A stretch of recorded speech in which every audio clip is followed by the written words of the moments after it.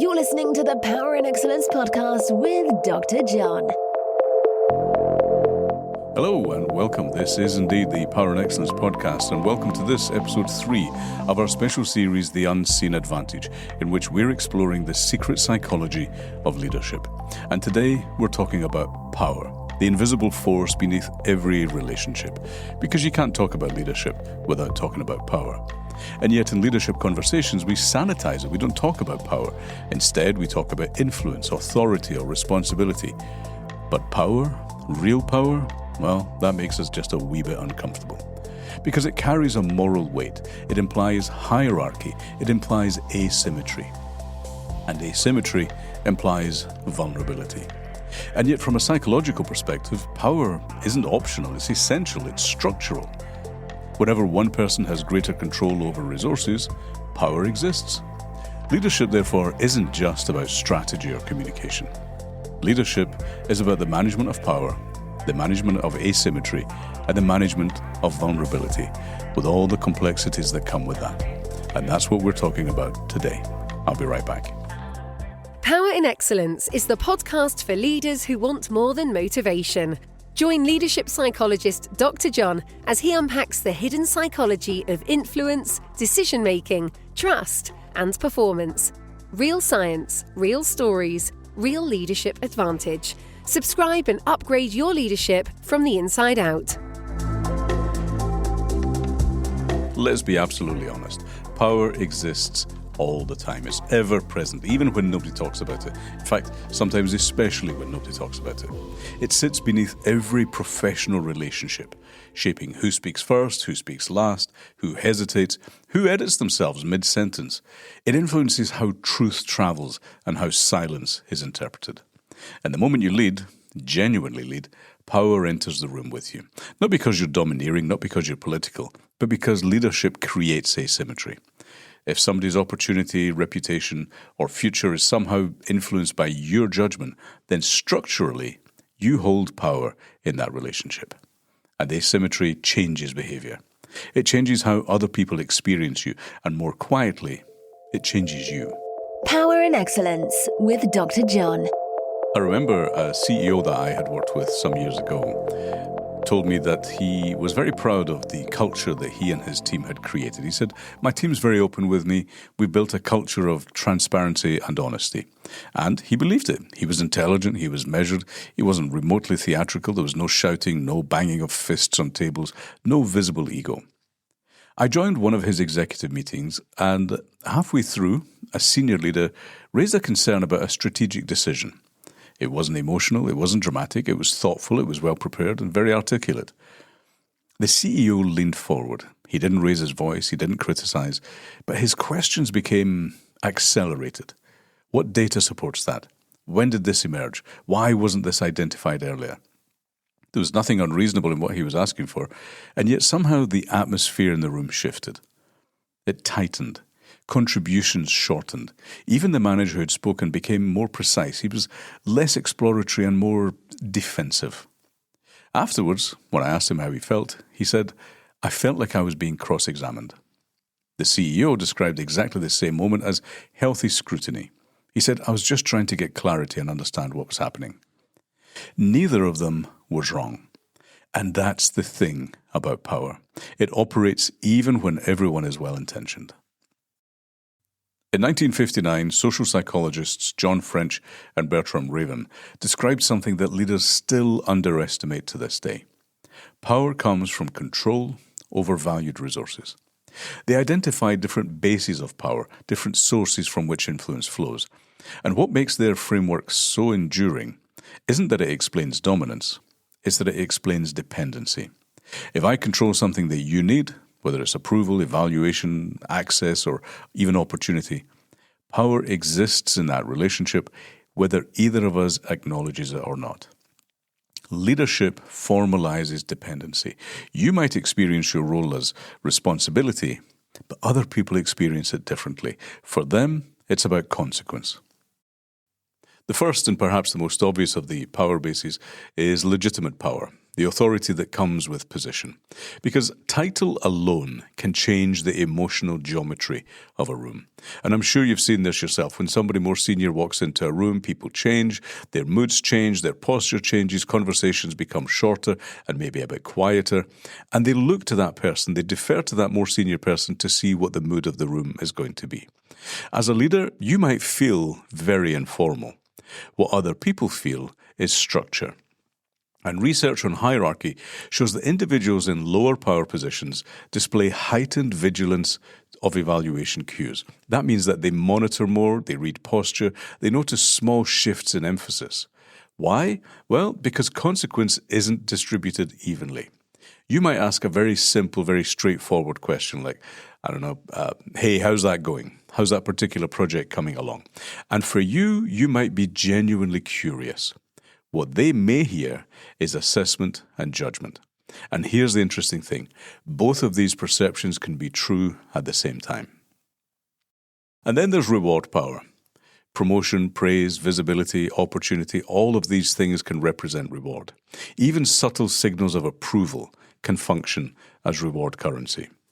And over time, teams learn what earns recognition, and they calibrate towards that. If alignment earns visibility, then alignment increases.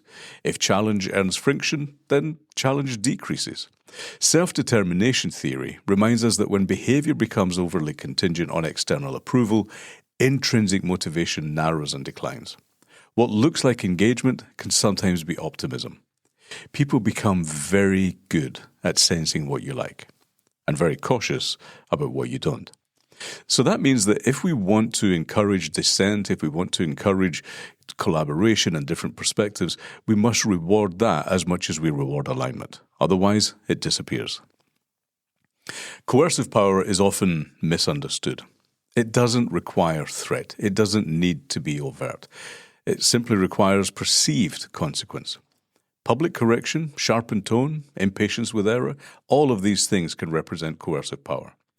Amy Edmondson's research on psychological safety demonstrates that when interpersonal risk carries social cost, learning behaviour decreases. People don't need to be yelled at or shouted at or given some kind of overt violence threat. They simply need to feel that mistakes are remembered and echoed for too long. I remember one leader I worked with who prided herself on high standards. She corrected people quickly and publicly. And in her mind, she said it was just for efficiency. Within a year, her team had become extraordinarily polished. They were awesome. They were also noticeably silent. She saw improvement. What she didn't see was the hesitation and the fear. Power often hides inside standards.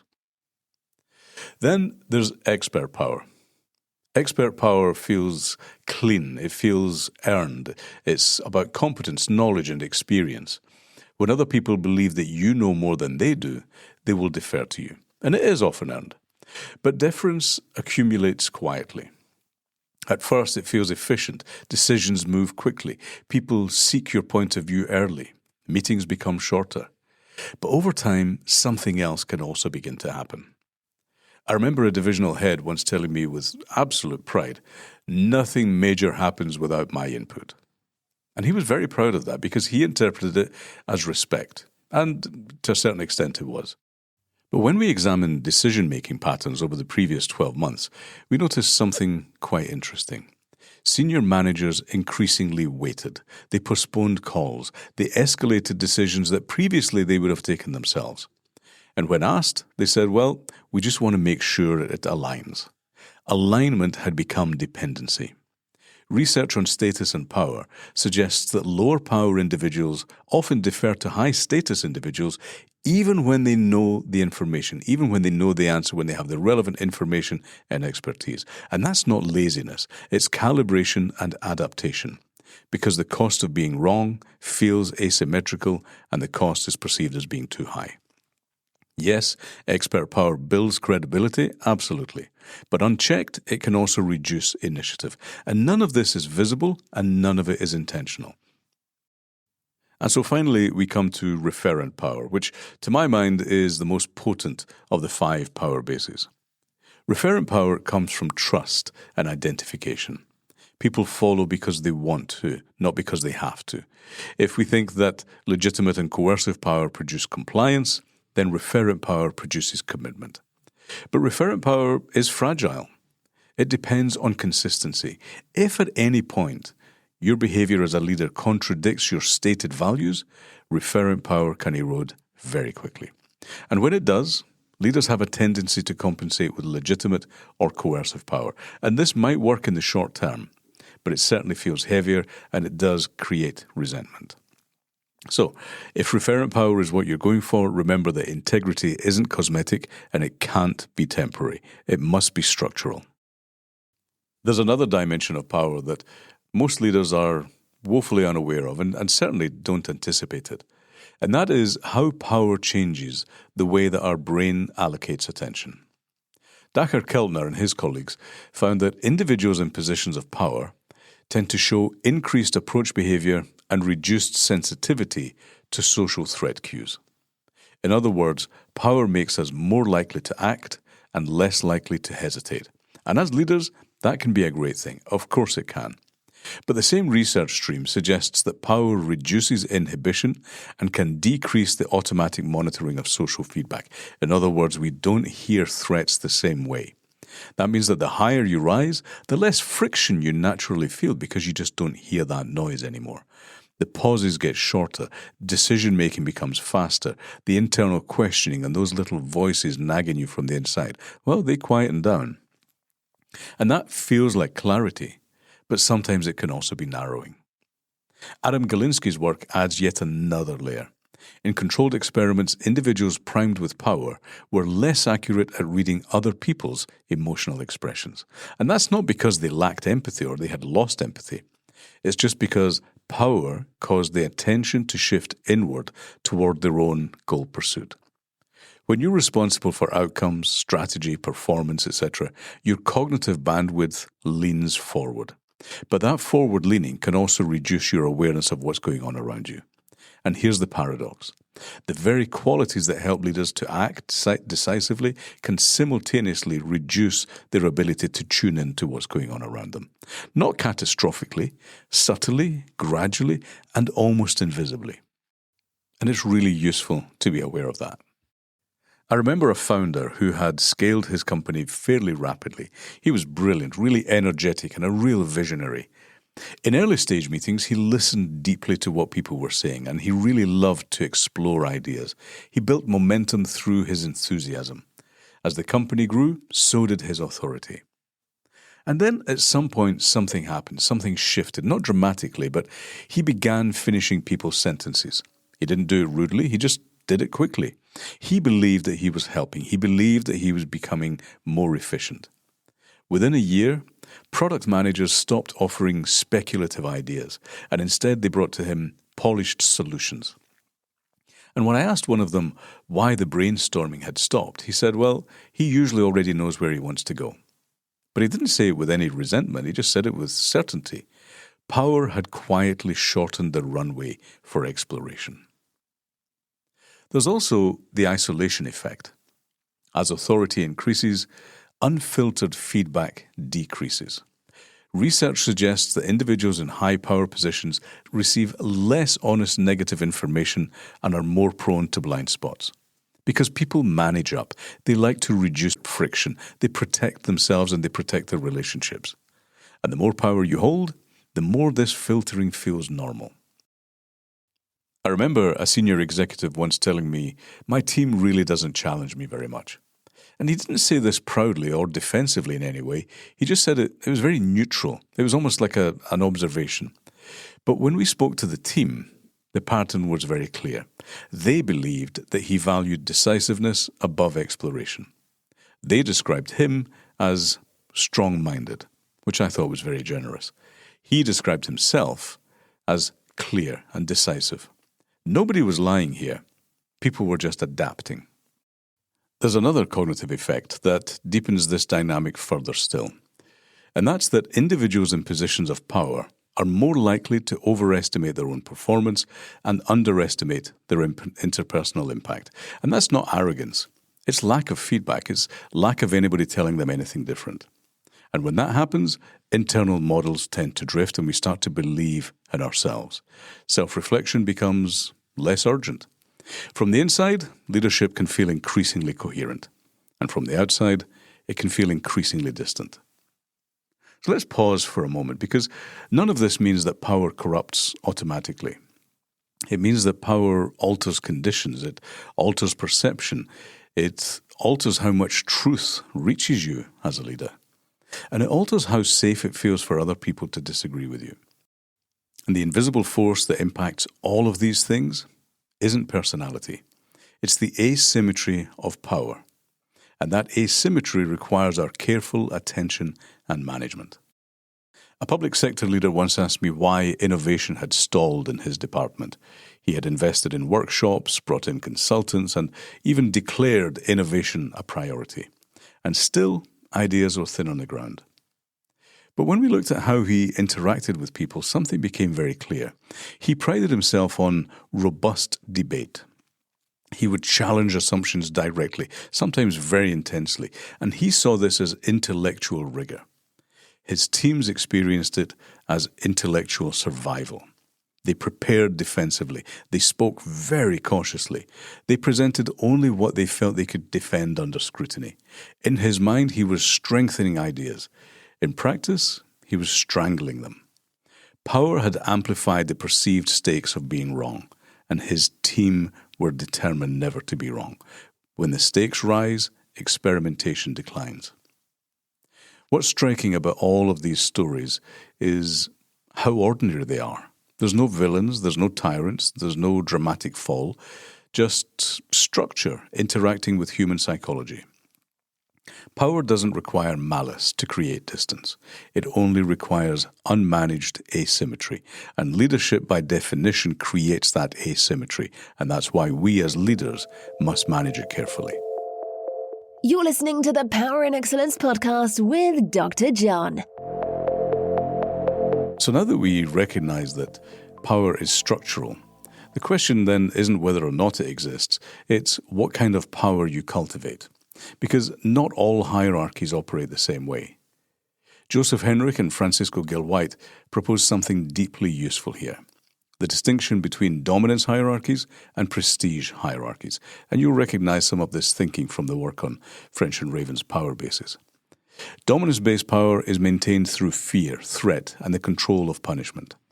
Prestige-based power is granted through competence, generosity, and voluntary respect. Both create influence, of course, but they create very different psychological climates. When I think back to school, there was always somebody there who had power because people were afraid of them. But there was somebody else who had power because people admired them. And the first required vigilance, the second inspired imitation. In organizations, dominance rarely announces itself quite so explicitly. It shows up in tone, in reaction speed, in what happens when somebody gets something wrong. If mistakes are met with visible irritation, dominance signals activate. If disagreement feels costly, dominance is present. Nobody needs to say, "I'm in charge," because the nervous system registers it anyway. Dominance produces compliance. Prestige produces commitment. The difference only really shows up when the shit hits the fan. Power also shapes moral reasoning. When individuals feel powerful, they're way more likely to prioritize goals over relational concerns, and that can sharpen execution, but it can also reduce sensitivity to secondary effects. A leader under pressure might think, look, we just need to make the call, and it's often very true.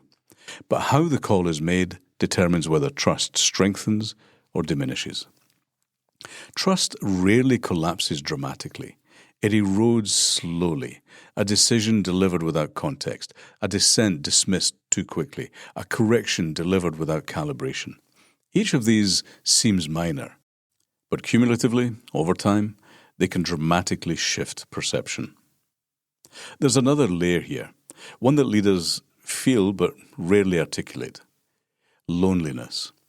As authority increases, peer-level correction decreases. You lose the informal feedback that shaped you earlier in your career. Colleagues become subordinates, conversations become structured, and spontaneity declines. Research suggests that high-power individuals often overestimate agreement because dissent is filtered before it even reaches them. And from the inside, alignment feels organic. From the outside, well, it may be more strategic. And that can make leadership strangely isolating. You're surrounded by people, but fewer and fewer of them are fully candid with you.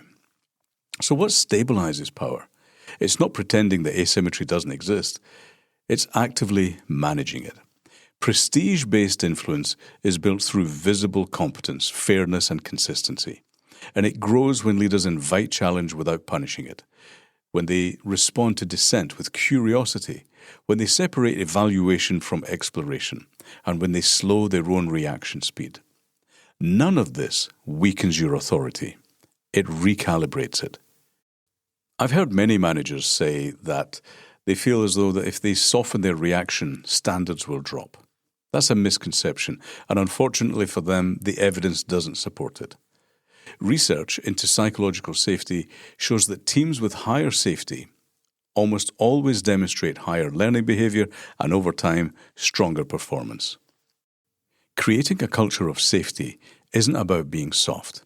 It's about reducing the unnecessary interpersonal threat that is perceived as a result of asymmetry. Asymmetry doesn't disappear, but it must be acknowledged.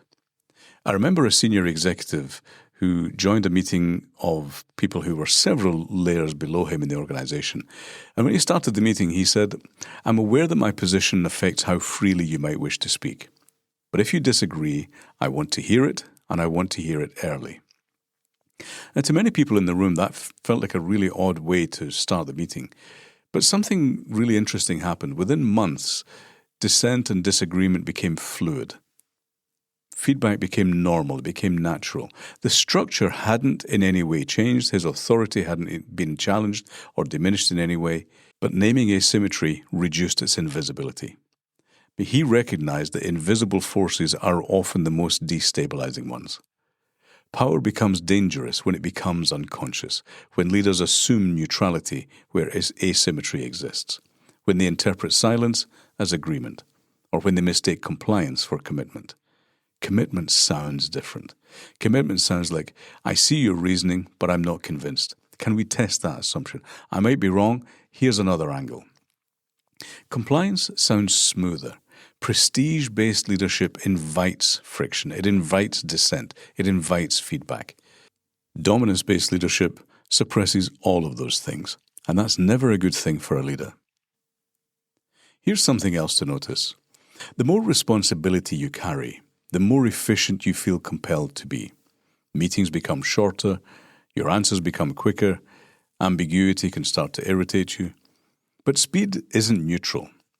When leaders react quickly to uncertainty, other people perceive the cost of making a mistake to be higher, and therefore they start to self-edit before speaking.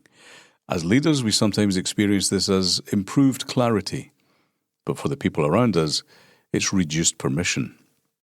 So how do we manage this asymmetry and imbalance? Well, the good news is that we don't have to surrender our power or in any way dilute our authority. This is really just about recalibrating behavior, sometimes becoming the last person to speak rather than the first, separating idea evaluation from person evaluation. You don't have to like everybody, but even people we don't like can have really good ideas. We can respond to disagreement with questions rather than rebuttals. Sometimes say, "Hey, okay, I need a moment to think about that." Create a pause where sometimes we may have just reacted. And this doesn't mean that you lack confidence in any way. It just means that you're now starting to understand how asymmetry works. Power is neither a virtue nor a vice. It's just structure. But structure shapes behavior, and behavior shapes culture. The invisible force beneath every relationship isn't dominance, it's dependency. When dependency is acknowledged and handled carefully, trust strengthens. But when it's ignored, trust can diminish. The real work of leadership isn't about eliminating power. It's preventing power from distorting perception. It's ensuring that authority doesn't become insulation. It's making sure that the truth still travels freely upward. Because once truth slows down, performance will follow. unmanaged power isolates. Examined, cultivated power stabilizes. And the unseen advantage isn't in having authority, it's in understanding the emotional geometry that it creates and adjusting that deliberately. The Power in Excellence podcast with Dr. John reveals the psychology behind influence, confidence, high performance, and human behaviour. But before we wrap up for today, here are your key takeaways from this episode. Number 1, power is structural. If your judgment affects somebody else's opportunity or evaluation, power is already present. You might feel informal, but asymmetry still exists. Structure shapes behaviour long before intention does. Number 2, your power sets the climate. Sharp reactions create caution. Conditional approval creates optimization. The atmosphere in the room usually mirrors how your influence has landed for the people in it. Number 3, power changes you. Authority increases speed and confidence and reduces friction and feedback. The higher you rise, the less often you're corrected and the less feedback you get. So slowing down has to become a discipline because it's no longer a personality trait. Number 4, agreement isn't commitment. Quick alignment can be calibration, not conviction. Compliance sounds smooth, commitment sounds engaged. If disagreement feels risky, the truth will travel to you on the slow train. Number 5, the real risk is unexamined power. Power itself isn't dangerous, but unexamined power creates insulation, and insulation quietly separates leaders from reality. If this episode has helped you to notice the subtle asymmetry in your own leadership, the way your tone, timing, or reaction speed might shape the room, good, it's done its job. Power isn't something to apologize for or be afraid of. It's simply something to handle consciously. Because when power goes unexamined, trust begins to erode quietly, long before anybody notices or talks about it. And that's exactly where we're going next. In episode 4, we'll explore trust, how it's built, how it's lost, and why it rarely collapses dramatically. We'll look at the small, repeated behaviors that strengthen it and the equally small ones that slowly weaken it. Because leadership isn't sustained by authority, it's sustained by trust. If you're enjoying The Unseen Advantage, please take a moment to like, share, and subscribe wherever you're listening. It genuinely helps the podcast to reach more leaders who want to think more deeply about how they show up. If something has resonated or even challenged you, leave a comment. I promise you we do read them and they shape where we go next.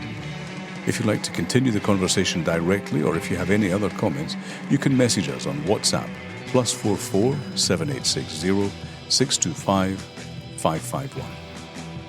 And that's it for me for today. I will see you in the next episode of The Unseen Advantage or elsewhere in the Power and Excellence podcast series. Until then, thank you so much for listening. Look after yourselves. I'll see you soon. Bye-bye. Remember to subscribe to the Power in Excellence podcast.